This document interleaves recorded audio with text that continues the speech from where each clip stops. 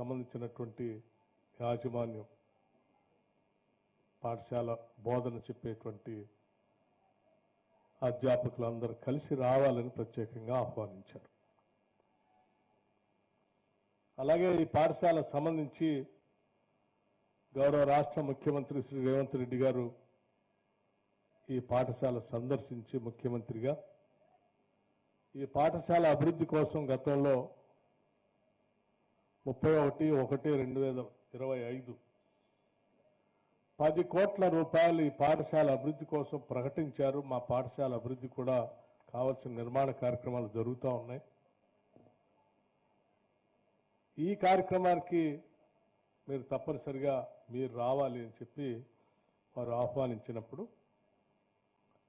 మొగిలిగిద్ద పాఠశాలన్నా ఇందులో చదువుకున్నటువంటి మహానుభావుడు బూరుగుల రామకృష్ణారావు గారన్నా మా అందరికీ ఎనలేనటువంటి భక్తి శ్రద్ధలతో కూడినటువంటి గౌరవభావం ఉంది.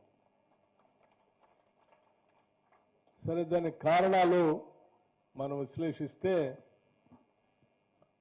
చాలా కారణాలు ఉన్నాయి, పెద్ద పెద్ద కారణాలు. బహుశా ఇప్పుడున్న తరానికి పెద్దగా ఆనాటి సమస్యలు కానీ ఆ సమస్యల పరిష్కారం కోసం ఆయన తీసుకున్నటువంటి విప్లవాత్మకమైనటువంటి నిర్ణయాలు కానీ పెద్దగా తెలిసి ఉండకపోవచ్చు. కానీ ఆ నిర్ణయాలు ఈరోజు మనం చదువుకోవటానికి సామాన్యంగా కనపడుతుండొచ్చేమో, ఎందుకంటే అలవాటు పడినాం కాబట్టి. కానీ వారు ఆనాడు తీసుకున్న నిర్ణయం బహుశా తరతరాలుగా ఈ సమాజంలో ఉన్నటువంటి అనేక కార్యక్రమాల పైన ఆ సామాజిక మార్పు కోసం ఆయన తీసుకున్న నిర్ణయాలు మామూలు నిర్ణయాలు కాదు. అవి చాలా గొప్ప నిర్ణయాలు. దున్నేవాడిదే భూమి, భూమి కోసం భుక్తి కోసం పోరాటం. రాజు దైవాంశ సంభూతుడు, భూమంతా వారిదే. దున్నే ఏ రైతుకి భూమి మీద హక్కు లేదు. వెట్టి చాకిరి, జమీందారి, జాగీర్దారి. అటువంటి పరిస్థితుల్లో హైదరాబాద్ స్టేట్ కాంగ్రెస్ స్థాపకుడుగా ఈ ప్రాంతంలో ఆనాటి ఉమ్మడి మహబూబ్నగర్ జిల్లాలో పుట్టినటువంటి మహానుభావుడు ఒక కుగ్రామంలో పుట్టి ఇక్కడ చదువుకొని అట్లాగే వివిధ ప్రాంతాలకు వెళ్ళి చదువుకొని వారు లాయర్గా పట్టా పుచ్చుకున్న తర్వాత కూడా ప్రాక్టీస్ చేస్తూ కూడా చదువుకున్న నాటి నుంచి వారు చూసినటువంటి అనేక సామాజిక అంశాలు ఆయన్ని ఎప్పుడు కూడా వెంటాడుతూనే ఉన్నాయి. ఈ సామాజిక మార్పు తీసుకొని రావటం కోసం నా జీవితం ఉపయోగపడాలని చెప్పి ఆయన తప్పిస్తూనే ఉండేవాడు. అలా తప్పిస్తూ వృత్తిని కూడా వదిలిపెట్టి తిరిగి రాజకీయాల్లోకి వచ్చి పెద్ద ఎత్తున అట్లాంటి ఉద్యమంలో గ్రంథాలయ ఉద్యమాన్ని కూడా స్థాపించి ఆ గ్రంథాలయ ఉద్యమాల ద్వారా ప్రజలను చైతన్యపరుస్తూ నిజాం నిరంకుశ పరిపాలనకు వ్యతిరేకంగా స్వాతంత్ర పోరాటాన్ని సాగించినటువంటి గొప్ప మహానుభావుడు చదువుకున్నటువంటి పాఠశాల ఇది. ఆయన ఈ పాఠశాలలో చదువుకోవటం, ఈ పరిసర ప్రాంతాల్లో నడయట్టం అనేది నిజంగా గొప్ప కార్యక్రమంగానే మనం అందరం చూడాలి.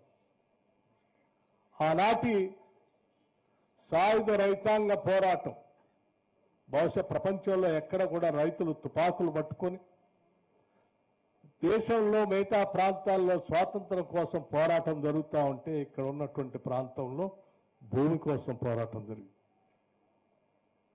అటువంటి భూమి పోరాటంలో ఇచ్చినటువంటి నినాదాలని, ఆ నినాదాల్ని ఆయన తొలి హైదరాబాద్ ముఖ్యమంత్రిగా ఆ నినాదాలని చట్టాలుగా మార్చి ఇక్కడ టెనెన్సీ యాక్ట్ తీసుకొని వచ్చి 1954 భూమి పైన రైతులకి హక్కు కల్పించిన మొట్టమొదటి గొప్ప ముఖ్యమంత్రి ఈ రాష్ట్రంలో దేశంలో ఉన్నారంటే అది శ్రీ బూరుగుల రామకృష్ణారావు గారు.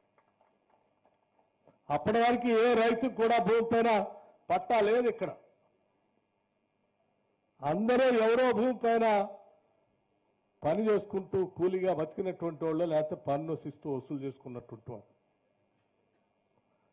గౌరవంగా ఈ భూమి నాది, నాకు పట్టా ఉంది, నా భూమి అని సొంతంగా బోరుగల రామకృష్ణారావు గారు టెనెన్సీ యాక్ట్ తీసుకొని వచ్చి, అగ్రికల్చర్ యాక్ట్ తీసుకొని వచ్చి ఈడ పట్టా ఇచ్చేంతవరకు కూడా ఎవరికి లేదు. ఈ విషయం చాలా మంది రైతులకి ఇప్పుడు కూడా తెలియకపోవచ్చు. ఈ దేశంలో భూ సంస్కరణలు తీసుకొని వచ్చినటువంటి గొప్ప ఆద్యుడు ఎవరనంటే బోరుగల రామకృష్ణారావు గారు. మరి ఆయన తీసుకొచ్చినటువంటి జాగీర్దారీ అబాలిషన్ కానీ, మక్తదారీ వ్యవస్థలను నిర్మూలించడం కానీ, రైతుల నుంచి శతాబ్దాల దోపిడీ నుంచి విముక్తి చేయటం కానీ, వెట్టి చాకిరి నుంచి విముక్తి చేయటం కానీ ఎవరు చేశారంటే చాలా ఉపన్యాసాలు వింటాం. ప్రతి ఉపన్యాసంలో కూడా ఇవి చాలా భూతాలు లాంటి సమస్యలు, ఆ సమస్యల పరిష్కారం ఎవరు చేశారా అంటే అది బోరుగల రామకృష్ణారావు గారు చేశారు. ఇంకెవరు చేయలే, వారే చేశారు. ఆయన ఈ ప్రాంతంలో పుట్టి ఇక్కడ చదువుకొని ఈరోజు దేశానికి ఒక దిశా నిర్దేశం కూడా చేశారు అటువంటి చట్టాల ద్వారా. ఆ చట్టాల తర్వాతనే అనేక రకాలైనటువంటి భూమిపైన హక్కులపైన వరుసగా వచ్చినటువంటి ప్రభుత్వాలు అనేక రకాలైన చట్టాలు తీసుకొని వచ్చాయి. 70s లో వచ్చినటువంటి ల్యాండ్ రిఫార్మ్స్ యాక్ట్స్ కానీ ఇవన్నీ కూడా పునాదులు మాత్రం బోరుగల రామకృష్ణారావు గారు వేసినటువంటి పునాది. ఇదే జిల్లాలో ఆనాడు ఉమ్మడి జిల్లాలో బొందుగల నరసింహరావు గారు అనుకుంటా, బహుశా if I'm right, he was a revenue minister. వీరు ముఖ్యమంత్రిగా, వారు రెవెన్యూ మినిస్టర్గా తీసుకొచ్చినటువంటి ఆ రివల్యూషనరీ స్టెప్ చరిత్రలో సువర్ణాక్షరాలతో లిఖించదగినటువంటి ఒక గొప్ప కార్యక్రమం. వస్తున్నటువంటి సమస్యల పరిష్కారం, నినాదాలుగా, ఉద్యమాలుగా, సాయుధ రైతాంగ పోరాటాలుగా ఉన్నటువంటి సమస్యలకి ప్రజాస్వామ్యయుతంగా ఎన్నికైనటువంటి ఒక తొలి ముఖ్యమంత్రి, డెమోక్రటికల్లీ ఎలక్టెడ్ గవర్నమెంట్కి సంబంధించిన